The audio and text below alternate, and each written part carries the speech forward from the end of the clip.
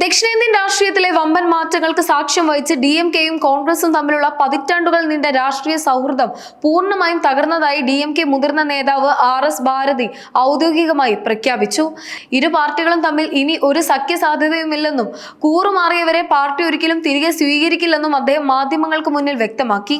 തമിഴ്നാടിന്റെ രാഷ്ട്രീയ ചരിത്രത്തിൽ വലിയ കോളിളക്കം സൃഷ്ടിച്ചുകൊണ്ട് ദക്ഷിണേന്ത്യയിലെ ശക്തമായ രാഷ്ട്രീയ സഖ്യങ്ങളിലൊന്നായ DMK കോൺഗ്രസ് ബന്ധം പൂർണ്ണമായും തകർന്നതായി DMK മുതിർന്ന നേതാവ് RS ഭാരതി നടത്തിയ ഔദ്യോഗിക പ്രഖ്യാപനം സംസ്ഥാന രാഷ്ട്രീയത്തെ പുനർനിർവചിക്കുന്ന ഒന്നായി മാറിയിരിക്കുകയാണ്.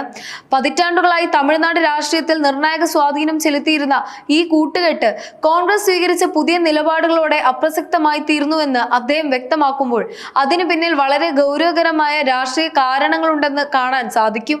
ചെന്നൈയിൽ മാധ്യമപ്രവർത്തകരെ അഭിസംബോധന ചെയ്തുകൊണ്ട് RS ഭാരതി നടത്തിയ പരാമർശങ്ങൾ കോൺഗ്രസിനെതിരെയുള്ള കടുത്ത അമർശമാണ് വെളിപ്പെടുത്തുന്നത്. സഖ്യധർമ്മം ലംഘിച്ച് കോൺഗ്രസ് മറ്റ് രാഷ്ട്രീയ ചേരികളുമായി അടുപ്പമുണ്ടാക്കിയതിനെ ഒരു രഹസ്യബന്ധത്തോട് ഉപമിച്ചുകൊണ്ടാണ് അദ്ദേഹം തന്റെ അതൃപ്തി രേഖപ്പെടുത്തിയത്. ഒളിച്ചുപോയ ഭാര്യയോടൊപ്പം ഇനി താമസിക്കാൻ ആർക്കും കഴിയില്ല എന്ന അദ്ദേഹത്തിന്റെ കാച്ചിക്കുറുക്കിയ പ്രയോഗം വഞ്ചിക്കപ്പെട്ടുവെന്ന DMK നേതൃത്വത്തിന്റെ വികാരത്തെയാണ് പ്രതിഫലിപ്പിക്കുന്നത്. കൂറുമാറിയവരോടും വിശ്വാസവഞ്ചന കാണിച്ചവരോടും പാർട്ടിക്ക് ഒത്തുതീർപ്പില്ലാത്ത നിലപാടാണുള്ളതെന്നും അവർക്ക് DMKയിൽ ഇനി യാതൊരു സ്ഥാനവുമില്ലെന്നും അദ്ദേഹം തീർത്തു പറഞ്ഞു. ഈ സംഭവം തമിഴ്നാട് രാഷ്ട്രീയത്തിൽ വരാനിരിക്കുന്ന വലിയ മാറ്റങ്ങളുടെ തുടക്കമാണെന്ന് വിലയിരുത്തപ്പെടുന്നു.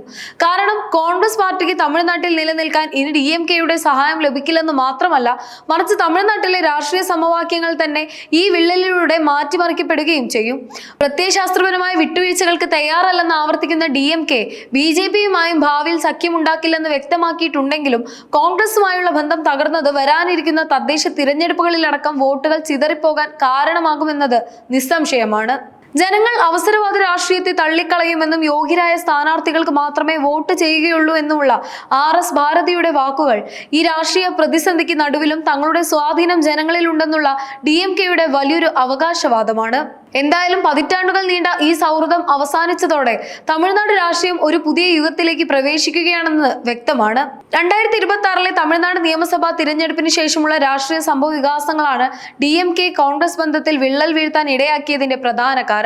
തിരഞ്ഞെടുപ്പ് ഫലങ്ങൾക്ക് ശേഷം DMKയുടെ സഖ്യകക്ഷിയായിരുന്ന കോൺഗ്രസ് അപ്രതീക്ഷിതമായി നടൻ വിജയുടെ നേതൃത്വത്തിലുള്ള തമിഴക വെട്രി കഴകവുമായി ചേർന്ന് സർക്കാർ രൂപീകരിക്കാൻ തീരുമാനിച്ചത് DMK നേതൃത്വത്തെ വലിയ രീതിയിലാണ് പ്രകോപിപ്പിച്ചത്. വർഷങ്ങളായി തങ്ങളോടൊപ്പം ചേർന്നു നിന്ന കോൺഗ്രസിന്റെ ഈ നീക്കത്തെ DMK ഒരു പിന്നിൽ നിന്നുള്ള കുത്തായി തന്നെയാണ് നോക്കിക്കാണുന്നത്.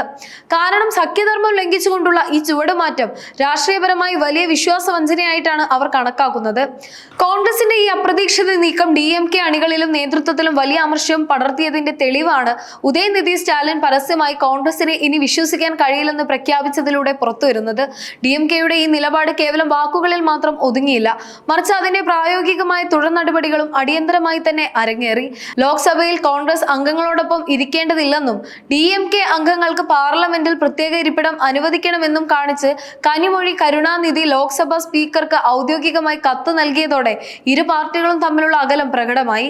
കോൺഗ്രസുമായുള്ള സഖ്യം ഉപേക്ഷിക്കുക മാത്രമല്ല, പാർലമെന്ററി തലത്തിൽ പോലും അവരുമായുള്ള ബന്ധം വിച്ഛേദിക്കാൻ DMK തയ്യാറായില്ല എന്നത് തമിഴ്നാട് രാഷ്ട്രീയത്തിലെ ഈ പുതിയ ധ്രുവീകരണം എത്രത്തോളം തീവ്രമാണെന്ന് വ്യക്തമാക്കുന്നതാണ്. ജൂൺ 8 ന്യൂഡൽഹിയിൽ ചേരുന്ന ഇന്ത്യ മുന്നണി യോഗത്തിൽ നിന്ന് വിട്ടുനിൽക്കാൻ DMK തീരുമാനിച്ചതോടെ സഖ്യത്തിലെ ഭിന്നത പരസ്യമായിരിക്കുകയാണ്. ഇന്ത്യ മുന്നണി ഇപ്പോൾ അപ്രസക്തമാണ് എന്ന് DMK നേതാക്കൾ തന്നെ പ്രതികരിച്ചു തുടങ്ങിയിട്ടുണ്ട്. കോൺഗ്രസ് പാർട്ടിയുമായുള്ള വിശ്വാസ്യത പൂർണ്ണമായും നഷ്ടപ്പെട്ടതായും നേതാക്കൾ ചൂണ്ടിക്കാട്ടുന്നു.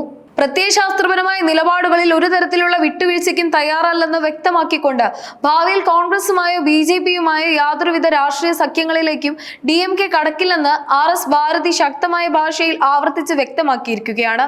അധികാരത്തിന്റെ കസേരകൾക്ക് വേണ്ടി ഏത് പാർട്ടിയുമായും കൂട്ടുചേരുന്ന അവസരവാദപരമായ രാഷ്ട്രീയ ശൈലിയല്ല തങ്ങളുടേതെന്നും മറിച്ച് വ്യക്തമായ പ്രത്യയശാസ്ത്ര അടിത്തറയിൽ ഉറച്ചു നിൽക്കുന്ന പാർട്ടിയാണ് DMK എന്നും അദ്ദേഹം ഊന്നി പറഞ്ഞു. വടക്കൻ സംസ്ഥാനങ്ങളിൽ കാണപ്പെടുന്നതും രാഷ്ട്രീയ ധാർമ്മികതയെ ചോദ്യം ചെയ്യുന്നതുമായ ആയാറാം ഗയാറാം അഥവാ കൂറുമറ്റ് രാഷ്ട്രീയം തമിഴ്നാട് രാഷ്ട്രീയ മണ്ണിലേക്ക് പടർന്നു കയറുന്നത് അങ്ങേയറ്റം ദൗർഭാഗ്യകരമായ കാര്യമാണെന്നും ജനാധിപത്യ മൂല്യങ്ങളെ തകർക്കുന്ന ഇത്തരത്തിലുള്ള അവസരവാദ രാഷ്ട്രീയത്തെ തമിഴ്നാട്ടിലെ വോട്ടർമാർ തീർച്ചയായും തള്ളിക്കളയുമെന്നും അദ്ദേഹം മുന്നറിയിപ്പ് നൽകി. വരാനിരിക്കുന്ന തദ്ദേശ തിരഞ്ഞെടുപ്പുകളിൽ ജനം തങ്ങളുടെ സമ്മതിദാനാവകാശം വിനിയോഗിക്കുമ്പോൾ രാഷ്ട്രീയ കക്ഷികളുടെ അഭ്യാസങ്ങളെയല്ല, മറിച്ച് യോഗ്യരായ വ്യക്തികളെയും അവരുടെ കഴിവുകളെയും മാത്രമേ പരിഗണിക്കൂ ജയിക്കുമെന്നും അത്തരം യോഗ്യരായ സ്ഥാനാർത്ഥികളെ ജനം വിജയിപ്പിക്കുമെന്നും ഉള്ള തന്റെ ഉറച്ച വിശ്വാസവും അദ്ദേഹം പങ്കുവച്ചു. രാഷ്ട്രീയമായ ഈ കൂറുമാറ്റങ്ങളെയും അവസരവാദത്തെയും പരസ്യമായി തള്ളിപ്പറഞ്ഞുകൊണ്ട് DMK നേതൃത്വം ഉയർത്തുന്ന ഇത്തരം പ്രതികരണങ്ങൾ തമിഴ്നാട് രാഷ്ട്രീയത്തിലെ വരും ദിവസങ്ങളിൽ വലിയ ചർച്ചകൾക്കും മാറ്റങ്ങൾക്കും വഴിവെക്കുമെന്നുറപ്പാണ്. ഈ രാഷ്ട്രീയ വിഭജനം തമിഴ്നാട് വോട്ട് ബാങ്കുകളെ എങ്ങനെ സ്വാധീനിക്കുമെന്നതാണ് ഇപ്പോൾ രാഷ്ട്രീയ നിരീക്ഷകർ ഉറ്റുനോക്കുന്നത്. പതിറ്റാണ്ടുകൾ നീണ്ട DMK കോൺഗ്രസ് കൂട്ടുകെട്ട് ഇല്ലാതാകുന്നതോടെ വരാനിരിക്കുന്ന തിരഞ്ഞെടുപ്പുകളിൽ പുതിയ സമവാക്യങ്ങൾ ഉടലെടുക്കുമെന്ന് ഉറപ്പാണ്.